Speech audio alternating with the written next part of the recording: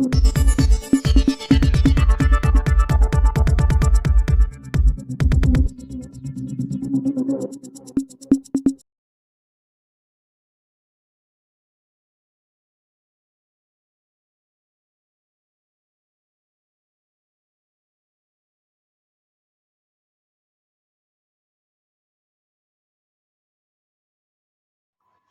हाँ, झांसी के ये महापौर श्री हरिश्चंद्र आर्य जी हैं। ये झांसी महापालिका अब कहें या इसको ये कह सकते हैं कि नगर निगम, झांसी नगर निगम जो केंद्र सरकार के द्वारा झांसी स्मार्ट सिटी में भी चयनित हुई और बड़े भारी भरकम बजट इस स्मार्ट सिटी के विकास और सुंदरीकरण के लिए दिया गया। उसी नगर निगम के ये महापौर, जिन्हें हम मेयर भी कह सकते हैं, और ये इनका नाम हरिश्चंद्र है, तो हिंदू धर्म की पौराणिक मान्यताओं में भी राजा हरिश्चंद्र को किस नज़रिए से देखते हैं या उनके बारे में क्या तत्व हैं, वो सभी जग विदित हैं। हरिश्चंद्र कभी झूठ नहीं बोलते थे और सत्य के लिए उनको आज पूरा विश्व जानता है, दुनिया जानती है। लेकिन ये हरिश्चंद्र नेता हैं और विधायक मंत्री के बाद आज झांसी नगर निगम के महापौर पद पर आसीन हैं। इन्हें जनता ने इनके झूठे वादों के आधार पर इन्हें इस कुर्सी पर बैठाया। कितना अजीब है कि हरिश्चंद्र होने के बाद इन्होंने चुनाव के पहले जो वादे किए वो एक भी पूरे नहीं कर सके। केवल राम भरोसे ये अपनी सत्ता का संचालन कर रहे हैं। और ये मैं और बता दूं कि व्यक्तिगत रूप से कौन कितना झूठ बोलता है यह बता पाना तो बड़ा कठिन होता है, लेकिन राजनीतिक रूप से किसी भी नेता के झूठ और सच को अक्सर लोग भूल जाते हैं। नगर निगम का सीधा संबंध जनता से होता है। हाउस टैक्स हो या साफ सफाई हो, नालियां हो, सड़क के विस्तारीकरण की बात हो, सुंदरीकरण की बात हो, जन सुविधाओं की बात हो, नगर निगम पहली पायदान पर पाया जाता है ये सुविधाएं व्यवस्थाएं करने के लिए। ऐसा नहीं है कि नगर निगम इस एवज में जनता से टैक्स के रूप में पैसा न वसूलता हो, वसूलता है।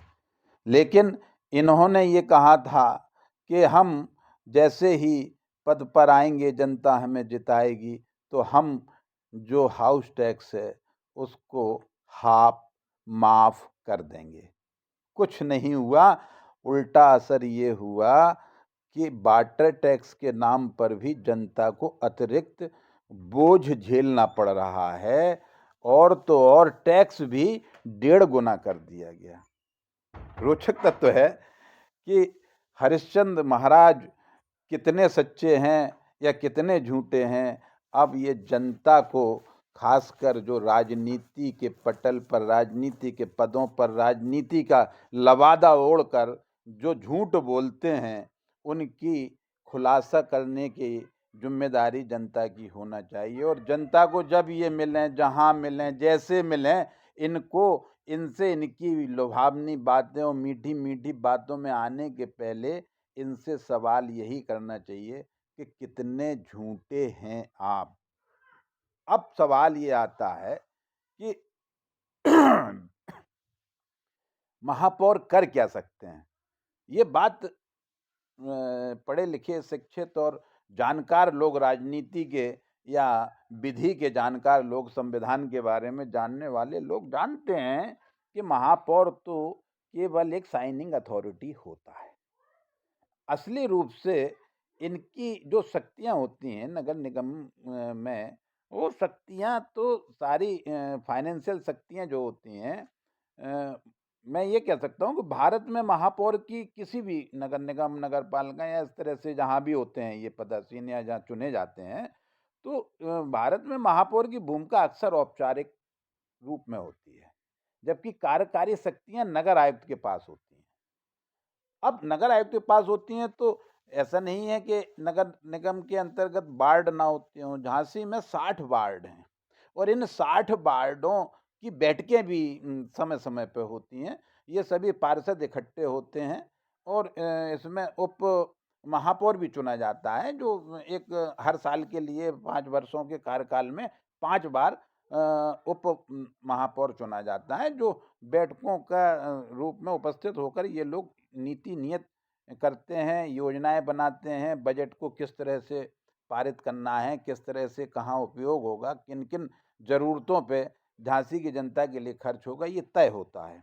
लेकिन हर बार केवल तनातनी की भेंट चढ़ जाती हैं ये बैठकें। अब सवाल ये है कि जनता को मिल क्या रहा है? तो मैं आपको बता दूं कि जनता सीधे सवाल करे कि हमसे आपने जो वादे किए थे वो पूरे कब करेंगे, वरना इनका विरोध करें, इनको मानसिक रूप से इनका बहिष्कार करें।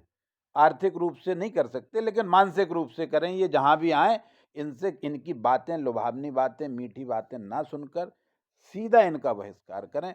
ये देखिए किस तरह से अभी फिर बैठक हुई और बैठक में क्या इन्होंने बैठक के बाद महापौर हरिश्चंद्र आर्य जी ने क्या कहा, वो भी सुनिए। इसमें कितना झूठ है और कितना सच है ये आपके समक्ष आप सुनिए।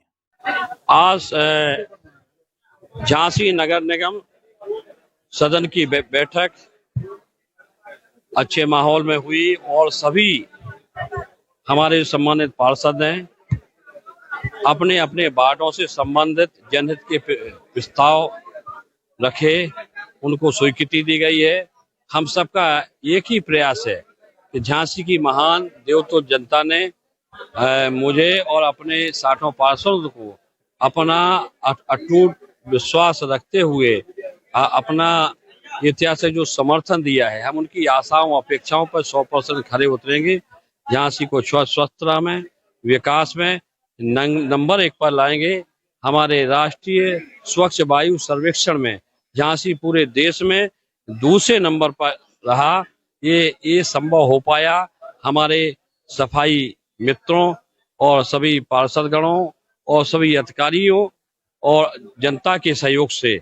और झांसी राष्ट्रीय स्वच्छ वायु सर्वेक्षण में दूसरे नंबर पर और राष्ट्रीय स्वच्छ सर्वेक्षण 2024-25 में जो हम 96 नंबर पर थे या 70 नंबर पर आए, तो इसमें झांसी में इजाफा हो रहा है और 2.5 साल में झांसी अलग दिखने लगा है। झांसी की जनता कह रही है और लोग कह रहे हैं और निश्चित तौर पर हमारा प्रयास है कि झांसी को हम धूल मुक्त रहेंगे।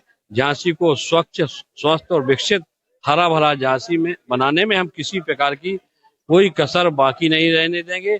आज हमारे महापुरुषों के नाम पे 8 प्रस्ताव जो पार्षदों ने रखे उनकी आज स्वीकृति दी गई है। और जो हमारे फूड की जो दुकानें हैं, खाने पीने के ठेला ठेलिया और छोटी दुकानें हैं, वो उनसे उन पर 900 रुपया लिया जाता था 1 महीने में। तो जो पक्की दुकान में उनमें 900 लिया जाएगा और ये छोटे ठेला ठेलिया और छोटी फूड वैन है उनसे हम 900 की जगह अब उनसे हम 500 रुपया लेंगे। और जो हमारे जो है छोटी जो नॉन फूड दुकानें हैं उनसे हम 240 रुपया लेते थे जो बाजारों में, उसे 200 रुपया कर दिया गया है। और जो है जो आवासीय क्षेत्र में है उन पर हम 240 से 100 रुपया किया गया है। तो इसी तरह के प्रस्ताव यहाँ पारित हुए हैं। विभिन्न संपर्क मार्गों के संबंध में विद्युत विभाग के मार्ग प्रकाश से और हमारे नाले से संबंध जो भी विकास के प्रस्ताव हमारे सम्मानित पार्षदों ने दिए हैं उनको सम्मिलित करते हुए और झांसी को बेहतर बनाने के लिए जो हमारी कर्मचारियों की, सफाई कर्मचारियों की कमी है उनके लिए हम मानक हमारा 10,000 पर 28 सफाई कर्मचारियों का रखने का है, वो कम है। और जो हमारे मेन रोड है उसके लिए 200 कर्मचारी हम उनको नियुक्त करेंगे और 300-500 कर्मचारी बढ़ाएंगे, जिससे नगर की सफाई व्यवस्था बेहतर है। ये सब सदन में सर्वसम्मति से सभी प्रस्ताव सर्वसम्मति से हुए हैं और हमारा जो है जो अनुपूरक बजट है वो हमारा उसको भी सर्वसम्मति से उसको भी पास किया है। जो मूल बजट था उसके अतिरिक्त अनुपूरक में हमारा 47 करोड़ के का प्रस्ताव अतिरिक्त था, उसको सर्वसम्मति से हमारा कार्यकारिणी से होता है, उसी को आज सदन ने सर्वसम्मति से स्वीकृत किया है। धन्यवाद। कुछ सदस्यों ने अपना आसन छोड़ करके कुर्सी छोड़ करके यहाँ हंगामा किया, किन मांगों को लेकर, किन मुद्दों को लेकर? नहीं, कोई हंगामा नहीं किया। अब विकास के मुद्दे हैं, जनता की समस्याएं होती हैं, तो वो तो आप उन्हीं बात को रखा है, वो कई ऐसी बात नहीं है। अच्छे माहौल में हुआ है, ऐसा नहीं। वो तो अपनी बात करते, किसी की आवाज तेज है, किसी का में, तो एक ऐसी कोई बात नहीं है। सबका सामर्थ्य है और सभी हम परिवार के सदस्य हैं और एक दूसरे के लिए हम काम, जनता के लिए काम करते हैं। वार्डों में समस्याएं हैं, वो पार्षद उनके लिए लड़ते हैं, तो हम लोग सुनते हैं, उन पर निदान भी करते हैं। और ये भी तय हुआ है कि नगर में जो भी अतिक्रमण है, बाजारों में पहले तो बाजारों का मेन मार्केट का हटाया जाएगा, फिर अंदर भी जो भी अतिक्रमण है उसको हटाया जाए, ताकि नगर सुंदर रहे और अतिक्रमण की समस्या से उसको भी निजात मिले। जो भी हमारी नगर निगम की जमीन है वो भी पूरी सुरक्षित रहे, ये इस सदन में तय हुआ है। जहां कोई गड़बड़ी करेगा, कोई गलत करेगा, उसके साथ हम कार्रवाई करेंगे और एक एक इंच जमीन की, ये नगर निगम की जमीन को सुरक्षित रखा जाएगा। धन्यवाद।